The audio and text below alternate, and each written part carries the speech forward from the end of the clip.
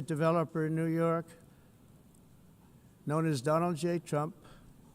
I bid on the renovation and rebuilding of this very United Nations complex. I remember it so well.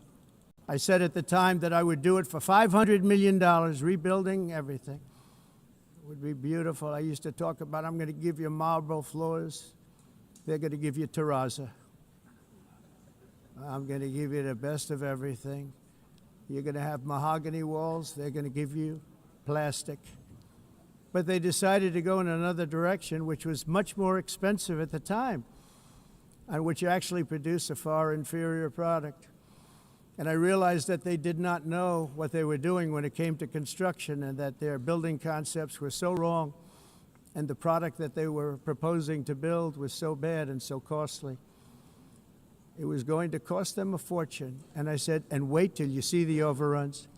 Well, I turned out to be right. They had massive cost overruns and spent between $2 and $4 billion on the building and did not even get the marble floors that I promised them.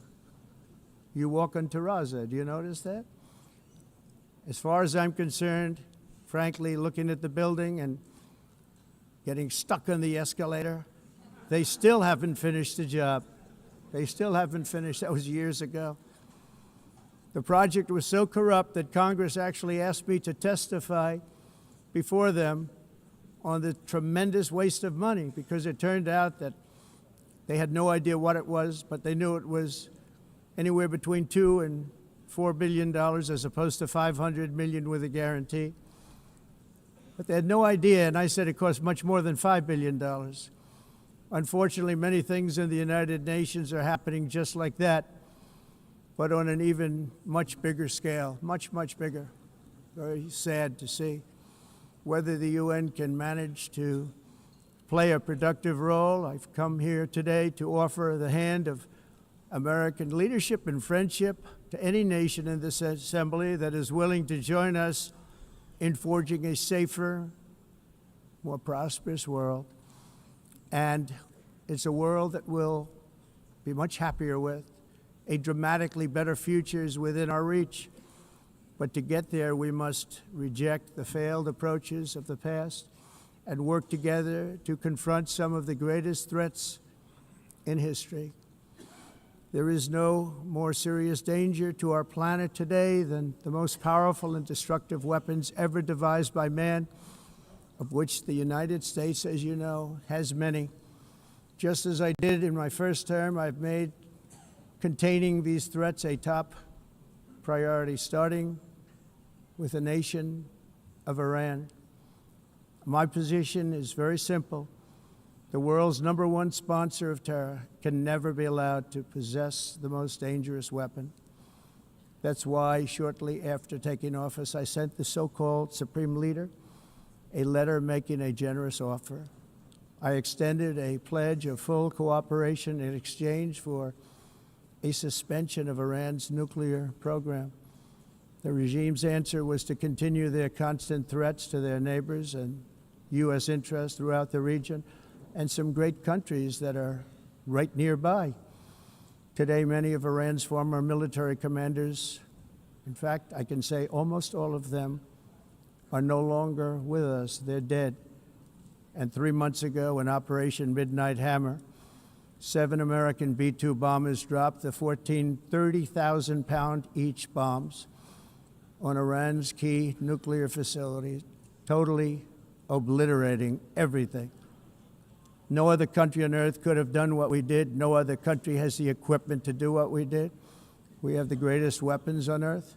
We hate to use them. But we did something that for 22 years people wanted to do.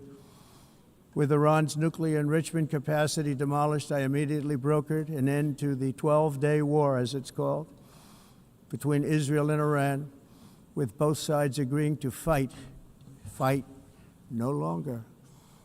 As everyone knows, I have also been deeply engaged in seeking a ceasefire in Gaza. Have to get that done. Have to get it done. Unfortunately, Hamas has repeatedly rejected reasonable offers to make peace. We can't forget October 7th, can we? Now, as if to encourage continued conflict, some of this body is seeking to unilaterally recognize a Palestinian state, the rewards would be too great for Hamas terrorists for their atrocities. This would be a reward for these horrible atrocities, including October 7th, even while they refuse to release the hostages or accept a ceasefire.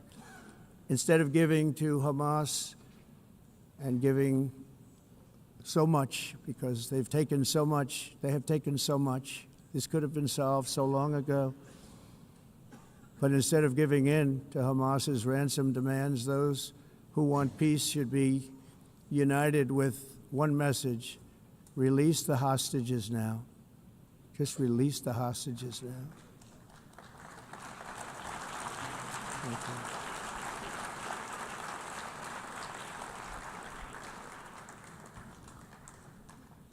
Thank you.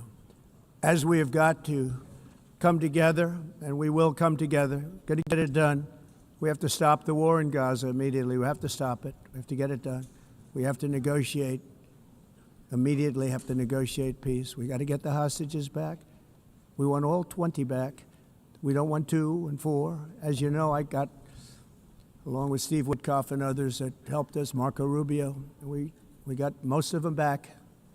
We were involved in all of them. But I always said the last 20 are going to be the hardest, and that's exactly what happened. We have to get them back now. We don't want to get back 2, and then another 2, and then 1, and then 3. Have this process. No, we want them all back, and we want the actually 38 dead bodies back too. Those parents came to me, and they want them back, and they want them back very quickly and very badly. As though they were alive, they want them. They want them every bit as much as if their son or daughter were alive.